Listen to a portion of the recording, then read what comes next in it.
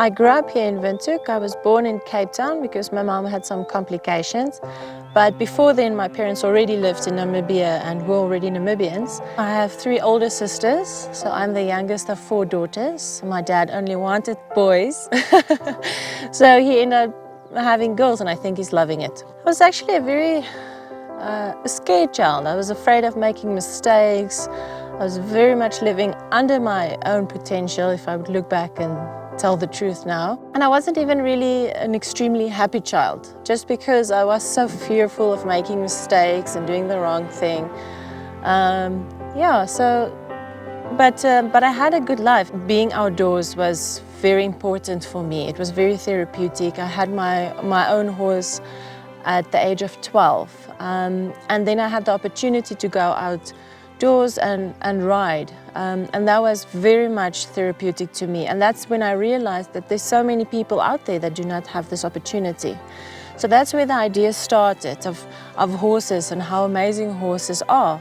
How much they meant to me and how much they can mean to others. I fell into a very deep depression when I was about 17, 18 years old. I think a lot of things was because of the fearfulness and not feeling adequate. So that's when I started realizing I need to step up a bit because life is going to happen and I might not be part of it, and I missed out so much already. And I decided I'm going to follow my dream of, horses and outdoors and wanting to help people. I moved to Los Angeles. I took a huge step, and it was a wonderful experience in the sense that challenged me in all ways possible. And I had to learn to fight there, fight for what I believed in, fight for what I wanted, because nobody else was going to do it. And if I didn't, then I just wasn't going to be content. I wasn't going to achieve what I wanted to achieve. I so much more started to believe in what I wanted to do and why I wanted to achieve that.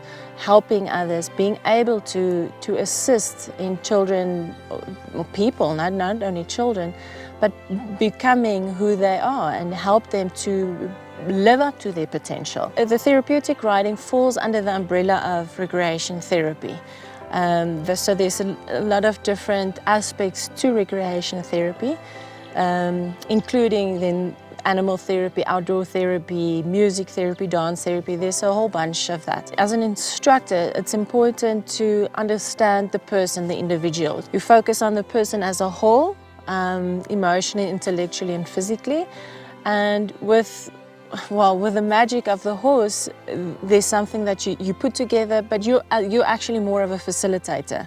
The horse is actually more of the therapist. What I love to do is do camps with the kids and take them outdoors and have them build fires and just be kids and appreciate the outdoors and just be free of the media and what everything and everybody's telling them what they should be to be loved and be accepted.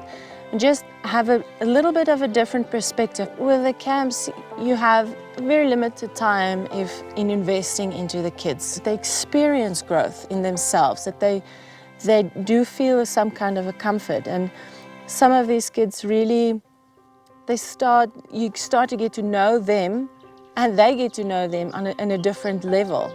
It gives them that chance of realizing that there's so much more to life than just what I need to conform to. With the therapeutic riding as well, you have more time and a longer period of time that you spend with the children. And I've seen children starting to speak. I've seen children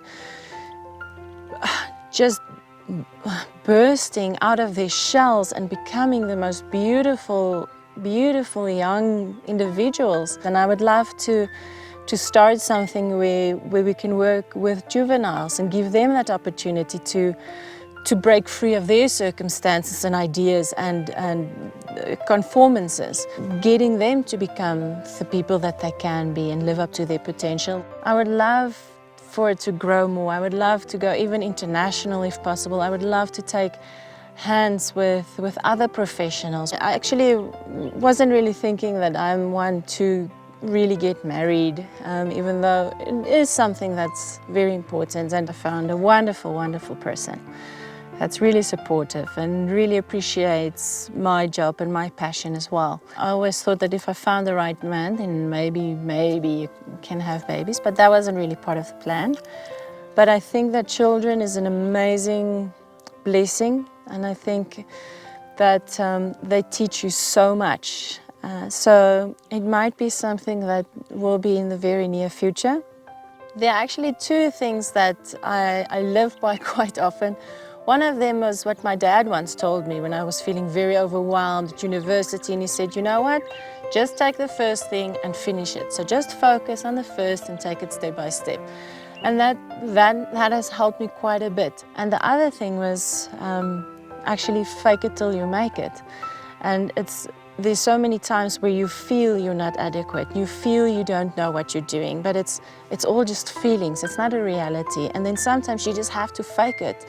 And then tomorrow you realize I was completely silly, all these thoughts just take over your mind, and then you go on and you found yourself again. So sometimes it's important just to fake it till you make it. If you have a dream, don't let anybody stop you. Don't let yourself stop you with thinking that you're not capable or they're not good enough. Never give up. If that's your dream and that's your passion, go for it, because you're never gonna be content. And I don't see myself as anybody extraordinary, but I've followed my dream, and it's made me complete in a way that I don't think I would have found any other way. So never give up, never give up. Never let anybody tell you it's not possible or it's too crazy, or whatever the case might be. Don't let yourself or anybody else limit you. Never, never give up, never.